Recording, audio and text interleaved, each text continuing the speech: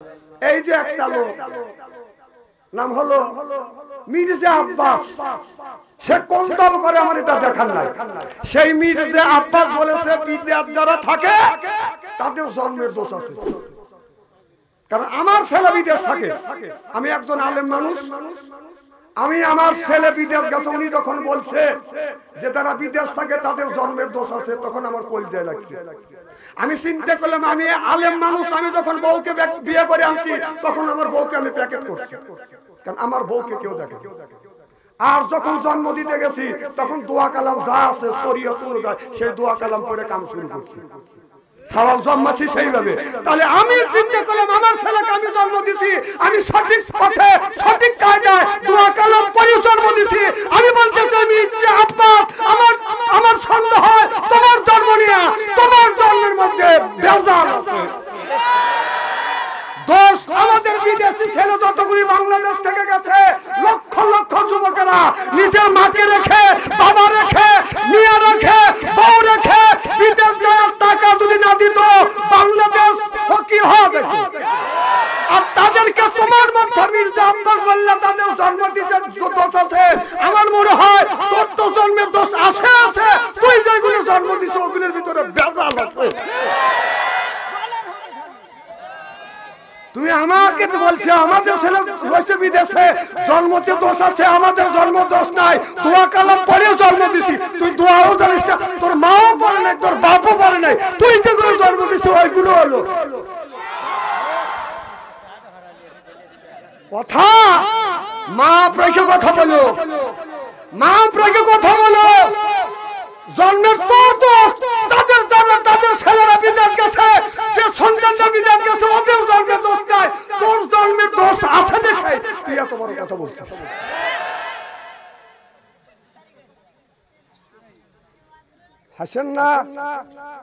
হাসেন না এই বিদেশি ছেলেরা দেশে টাকা না পাঠাইলে এত দেশ আগে তো না। আবার তাদের বিরুদ্ধে কথা বলো, তাদের তা খাও, দিশা পাও না। আমি হুঁশিয়ার করে দিচ্ছি, আপনি যে দল করেন আপনি মুখ সামাল করে কথা বলেন।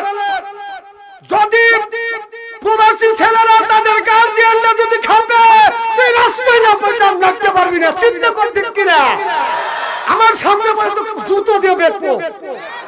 তুই আমার ছেলের জন্ম নিয়ে তুলছিস, কারণ আমার ছেলে বিদেশ গেছে, ও বলছে যে ওদের জন্মের দোষ আছে। আমি আমার ছেলেকে জন্ম দিছি দোয়া কালাম পড়ি। বেটা বিসমিল্লাহ সহিভাবে বলতে পারে না, সহবাসে দোয়া জানে না মনে হয়। আর বেটা দোয়া কালাম পড়ি শুরু করছিল।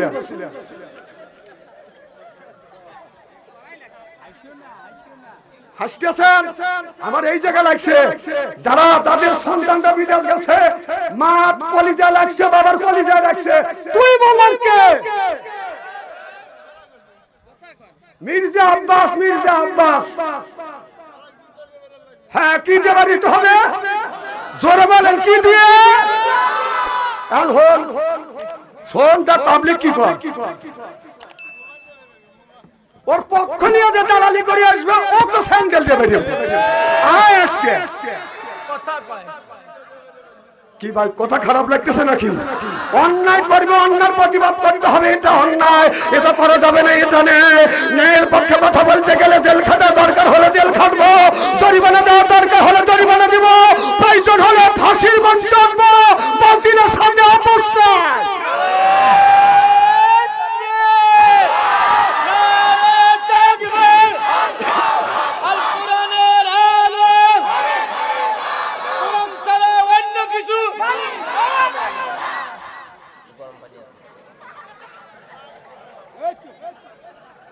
আচ্ছা, এই বাচ্চাকে তুলে দেন তো, তোদের কোলে এখনই গুলি করবো তো তুলে দেবো। আমার কথা বোঝার মতো তো জ্ঞানই হয় নাই। তোর বাবার আছে কিনা তাই সন্দেহ হচ্ছে আমার।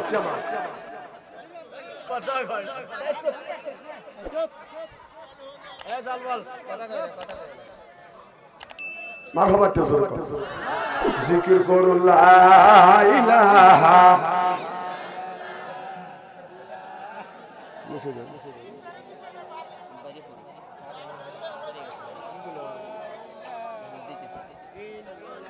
লা ইলাহা এই কালেমার বান্ধবেলা আকাশে লাগবে মরণ বেলা এই কালেমার রৌশনীতে কবর হবে তোমার উজালা লা ইলাহা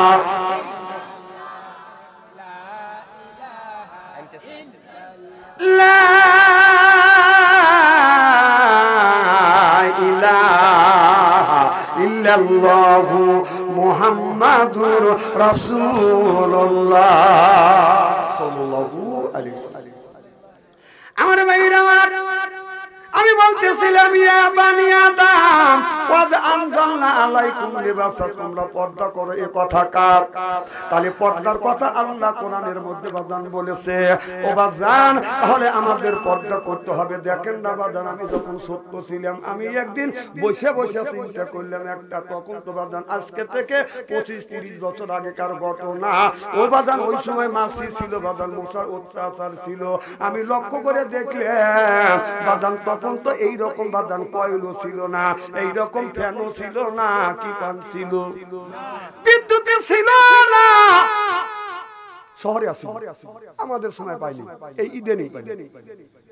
এখন দেখি যে গরু এত 1.5 ইঞ্চি নেজ দিয়ে 1.5 ইঞ্চি নেজ আল্লাহ দিচ্ছে গরুকে। এই গরু নেজ দিয়ে সুন্দর করে এরকম করে আপনার মশা মাছি তাড়াচ্ছে। আমি চিন্তা করলাম আর বললাম আল্লাহ গরুকে তুমি এত ভালোবাসো, গরুকে মশা মাছি তাড়ানোর জন্য নেজ দিলে, আমাদের যদি নেজ দিতে তাহলে গরুর মতো নেজ দিলে এরকম করে মশা মাছি তাড়াইতাম।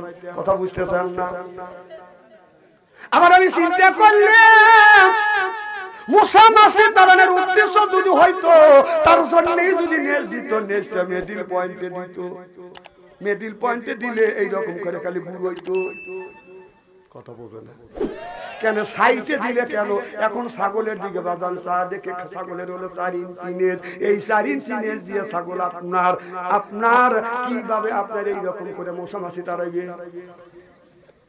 তখন আমি কোরআনের দিকে লক্ষ্য করিলাম, ইয়া বানি আদম কদ আনজালনা আলাইকুম লিবাসা। সুবহানাল্লাহ। এখন কিতাব পড়ে দেখি না না আল্লাহ এই জন্য ছাগলকে বাজান নেজ দেয় নাই, আপনার গরুকে এই জন্য বাজান নেজ দেয় নাই। যদি আপনার মশা মাছি তাড়ানোর জন্য যদি নেজ দিত, মিডল পয়েন্টে দিত, মশা মাছি তাড়ানোর জন্য বাজান নেজ দিত, ছাগলের 1.5 হাত নেজ দিত, কারণ 4 ইঞ্চি দিত না, কুকুরের 1.5 হাত নেজ। তারপরেও ইজ্জত রাখে না, কুকুর এইরকম করে গোঠা পিঠের সাথে বাজাইয়া রাস্তা দিয়ে হাইতে যায়, পাবলিক দিয়ে কে কোন জাতির যায় রেছে না, কে কোন জাতির যায় রেছে না, পরিচয় কথা বার্তায় খাতাসের গায়ে তোর দিলে যায় গন্ধ কি কখন যায়, কুত্তার নিশ্চয় এতই বেকা তেল দিলে হবে না সোজা, সকল কি আর হবে তাজা, মরা বুড়ি যতই খায় চিল্লে কন ঠিক কিনে।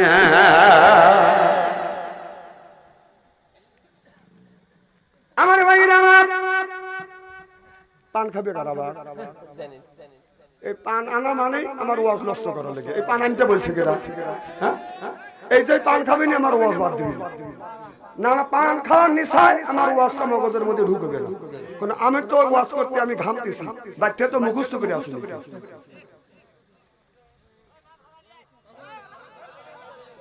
পান ভরালিয়ে ওখানে দে, আমি বুঝতেছি না মানে ওনার কাছে পান জানে পান ভরালিয়ে কি করে বলতেছে।